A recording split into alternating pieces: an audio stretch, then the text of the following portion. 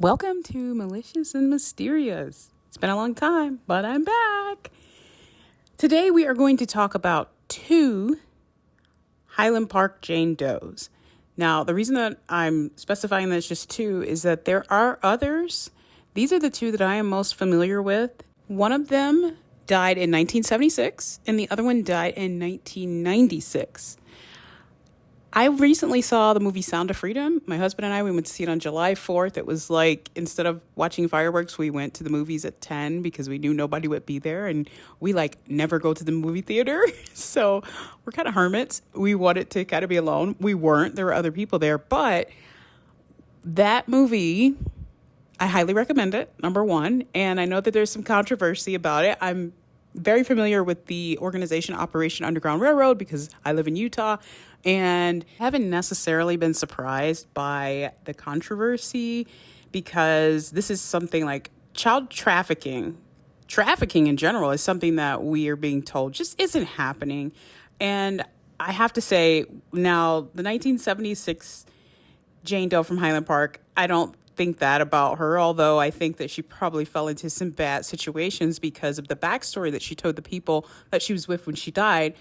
If her backstory was true, then she was just one of those kids who got lost in a system and nobody was really looking for. Of course, we don't know if her story was true or not. So far, no one has come forward to identify her since 1976. I mean, it's just heartbreaking to think that nobody missed this person. Like, they don't know how old she was. They're estimating that she was maybe between 15 and 25. They don't know, but we'll talk about her in a minute. And then the other Highland Park Jane Doe. So she was murdered in 1996. And one of the reasons that I want to talk about her is because when I saw Sound of Freedom, I thought about her. When I was in high school, I fell into a bad crowd and I used to run away and all that stuff. I'd always come back home, usually like a day or two. I was not a street kid. I guess in a way I kind of was, but I had been sheltered. I had gone to Catholic school and I was very upset that my parents, they decided that I was going to go to public high school. I know that's pretty bratty, but I just felt like free school, how could it be any good? Because I'd always been in Catholic school and I'm not a snob. I'm just saying I was concerned and we lived in Detroit. So Detroit public school is not great. I ended up going to Cass Tech, which is supposed to be like an honors high school. You got to take a test to get in and all that stuff. But when I got there, what I experienced was that the teachers really didn't care. My first day of school, we got lectures from all teachers but one who told us that they didn't care if we came to class or not.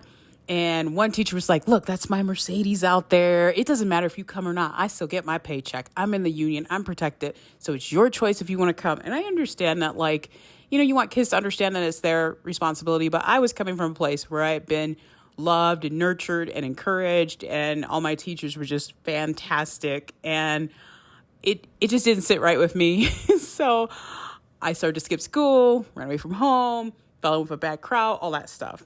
Well, while I was with this bad crowd, I would hear stories that I thought were just absolute lies. There's just no way this was going on, right? So some of the girls that I knew in high school, they would run away from home and they wouldn't go back.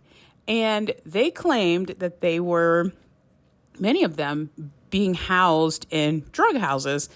And basically the drug dealers would say they could stay at the house as long as they paid in sex and selling drugs. And these girls would be sold from drug dealer to drug dealer around the city of Detroit. And I thought, this just can't be true, right? Other kids, they were foster kids and they didn't have anywhere to go. They would run away and nobody was really looking for them. So this was something that I had not been exposed to in Catholic school.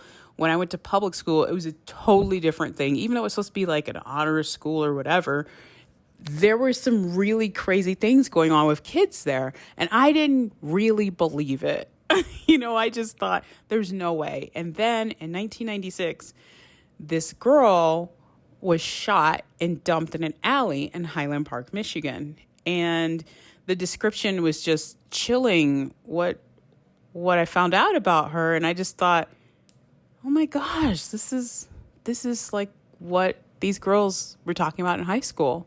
I think we'll do this backwards. We'll go with the 1996 Jane Doe first and then the 1976 Jane Doe. The 1996 Jane Doe was found on May 20th, 1996 in Highland Park, Michigan. And just to give you a little information about Highland Park, like I said, I fell in with a bad crowd. This was a place I used to hang out in, but I was smart enough to know that you could not be in Highland Park after dark. Every night there would be shooting. It was very dangerous. And eventually, I believe it would have been right around this time that the Highland Park Police Department was disbanded because the city went bankrupt and they could not afford them. My sister's brother-in-law was a police officer there, and one day he just was told that they were going to shut down the police department in Highland Park. And of course, nobody believed that because Highland Park's super dangerous. And it's like, they're not going to have police. Obviously, the Michigan State Police would be responding instead. But I mean, that was like such a shocker. But this is a place where Henry Ford opened his first factory. They had it was a really nice place, beautiful, estates, not just homes, estates. The alleys were nice and paved and all this stuff. I mean, like really a nice place at one point. But by 1996, everybody knew that was a place that you just didn't go unless you had to. Now, the neighborhood where she was found, she was in an alley, and the description of what she was wearing just chills me. So this young woman was, they don't know how old, but between 15 and 25. She was shot in the neck with a shotgun, so a very violent death. And they believe that whoever her killer is came off of the highway because the freeway is right there. You can get right off, get in that neighborhood, commit the crime, dump the body, and then there's a service drive right adjacent to the alley where she was found. So you could hop right back on I-75, the interstate that runs there. She was possibly biracial, maybe black and white. They're not sure. She's about 5'3", and she weighed about 191 pounds. She had on a wristwatch that was in the shape of a teddy bear, and it had a brown leather band. It was on her left wrist. She had on a shirt that had like smiley faces all over it. And the detective that has been really pushing to try to get her identified, she said, this young lady was dressed like a 5-year-old, like someone who was much younger than what she, the age range that they have for her. And that was really disturbing to me because I'm like, what is happening to this poor child or young woman? And then it also was revealed that she had pelvic inflammatory disease, which probably was the result of a sexually transmitted disease. You can get pelvic inflammatory disease from other infections, but I mean, just when I heard that and she was dressed like a 5-year-old, I just thought, oh, what was happening here? So she had freckles on her face and she had a horizontal scar on her right knee. She had some dental fillings, 3 of them, but her teeth were then at the time in a state of decay. So that means that she at some point had someone who was taking her to the dentist, whether it was, she took herself or, an adult, and she had type O blood, and they think that she smoked cigarettes. So she was found at 387 Cortland Avenue, and this is a picture of that area. And actually, as I look at the picture, it's the Lodge Freeway that the person would have been getting on from this service drive, but that would connect you to I-75. So you easily, it could have been somebody even from out of town, not unheard of that, criminals travel to another city, commit a crime, murder somebody, dump the body, and then go back home. Not, especially at this time in Detroit, 1996, Detroit was pretty bad as usual. And Highland Park is actually right next to Detroit. So, anything, she didn't even necessarily have to be from Michigan. And that brings me to one of the things that we kind of ignore. You won't hear about this on the news or anywhere really. Every year there are thousands of foster children that go missing. And because they're foster kids, if they aren't found within a certain amount of time, people stop looking for them. And I'm talking tens of thousands some years. 90% of the kids that go missing are found. But when it comes to foster kids, we don't even know how many actually have gone missing because they're not always reported missing. Sometimes foster kids are in really bad situations where the foster parents are just trying to get money for having the child in the home. Other situations where they're being, abused by the foster parents. And if nobody goes looking for that kid and they just disappear, we don't really know what happens to them. It's estimated that 100,000 foster kids have gone missing over the past 20 years. So just think about that. Like, that is just sad, terrible. I mean, like, just bad. So the point of me talking about this stuff is it breaks my heart. And being from Detroit, I did run into a lot of kids who they didn't have parents, and they were often shuffled around from home to home. Detective that is pushing to get this young lady identified, she had her body exhumed a few years ago. I think it was 5 years ago. She says that this is possibly a foster child that nobody knows is really missing. Maybe the child was taken from her parents, put in a foster home, shuffled around, ran away. We just don't know. But so far, they have not been able to identify this young lady. The night of the murder, people in the neighborhood did hear gunshots.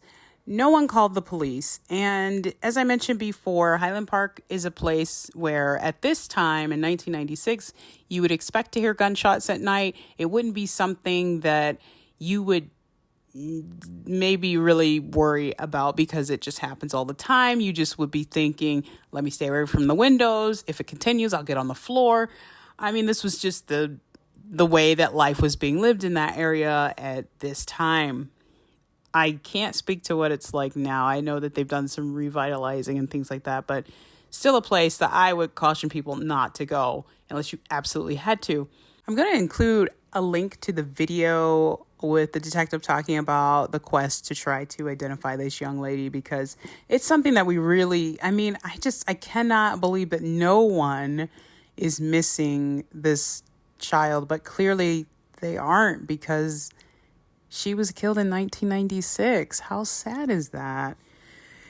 So that's Sound of Freedom made me think about her. The second young woman that we are going to talk about, though, sometimes she's called the Wayne County Jane Doe of 1976. Other times, Highland Park Jane Doe of 1976. And you also may find her referred to as Bill, because that's what she told the people that she was with. That was the only name that she gave them. She was on 7 Mile Road in Detroit, and some people picked her up and took her back to, I guess, either a party house or their house or whatever. There was a party going on at this house that they took her to, 308 Buena Vista Street. And after a night of partying, people, I guess, cleared out of the residence and they could not wake her up. So they took her to Detroit Osteopathic Hospital, and she was pronounced dead. The people that picked her up from 7 Mile Road in Detroit said that she told them that she had run away from a group home in Ohio. Now, I worked at a residential treatment center that we always had kids from other states. We almost never had kids from Utah. So, and we actually did have some kids that ran away at one point. And it was really hard to look for them or to get the police to really look for them. The police did look for them, but where do you look for someone who is not from the state? They're probably getting out of the state, which is what the case was with the kids that we had that ran away. But in this instance, I'm thinking, and this is just speculation, but a group home in Ohio doesn't mean that she's necessarily from Ohio. Kids get moved around all the time, end up in places where they're not from, where they don't have any family or any connections. And in 1976, I don't know that there was that much mobility in terms of how many group homes were in Ohio in 1976? Who knows? And since she was probably a runaway and she died of a drug overdose, I just don't know how much was done at that time to try to identify her, because there was a lot of that going around at the time. So a few things about her. Some of her upper front teeth overlapped slightly, and she didn't have any fillings or cavities. Her fingerprints are available, but yeah, nobody has come forth to identify this young woman, and she has been dead since 1976. So another sad story on her hands here. In terms of identifying these two young women, I think that it probably will take maybe something like the DNA Doe project or something like that to take up their cases, because so far they just don't have any leads. I know that, like I mentioned before, the Highland Park Jane Doe from 1996, her body was exhumed a few years ago, and they did some DNA testing, but still nothing. So basically what that means is that none of her family members are looking or have, submitted their DNA to VICAP. So this is a situation that I think we really should all be paying attention to. There are a lot, and I'm going to talk more about these cases because I think that most of these cases that involve younger people who really just don't have families, they go missing, they kind of get caught in between, like they're teenagers and that 18th birthday. Once you turn 18, if you were like a foster kid and you ran away while you were a teenager and you're not found by 18, then you have nothing on record, as an adult. So absolutely no one is looking for you at that point. And some of these people turn up dead. And when they turn up dead, they just go unidentified forever because no one is looking for them. They have slipped through the cracks. They might be states away from wherever they were born and might have had some connections. And the case just goes extremely cold, and police have new cases that they have to focus on. So it's really hard for them to, go through these old cases. They do, but it's really hard. There was just a case recently of a young man who was identified after being killed in the early 1980s by a serial killer named Eiler. And this young man had been unidentified for all this time. And there was another young man with him too. Their bones were in a box in the medical examiner's office, and a new medical examiner came in and he was cleaning out the office, getting set up. And he found the box with these boys' bones. And he just said, no, I'm finding out who they are. He has since identified both of those boys. Like, he worked really hard to do it. And, not every department is going to have the time to do it themselves. I do believe the DNA Doe project was working with him to help him. It was in Indiana, help him identify these two boys. But these are young men. They weren't adults yet. So they were in that space where they were runaways. They hadn't turned 18. You don't have, they were prostituting themselves on the street. So they did not have like a work history or anything. No one's looking for them. And we have a lot of people in that state. When I was a teacher, I had some students who they were kind of being bounced around from foster home to foster home. Some of them disappeared. They were moved to another foster home in another part of the city or state, or they were transferred to another school. At least that's what we were told. And some of them, I wonder if everything was okay when they left and if they're okay now, because they were in bad places and they didn't really have a lot of adults in their lives that they could count on. I'm saying all this just to maybe remind everyone that if we can, to help out, if we do know of kids in trouble, relatives, maybe, friends, whatever, we really do need to look out for people, look out for each other, because, how devastating is that? Like, somebody knew these girls and no one has come forth to identify them, which is just devastating. But that's all for now. I will include the link to the video about the Highland Park Jane Doe from 1996 below. In the next episode, I am going to talk about one of the conspiracy theories that is floating around that Sound of Freedom is supposedly connected to, which, by the way, there's absolutely nothing in the movie about this, but the adrenochrome conspiracy theory. Is that a conspiracy theory? Is there any evidence for us to think that there are people out there who would like young blood so that they can stay young and healthy? Well, I think the answer might surprise you. So that's what we're going to talk about next time. I'll see you then.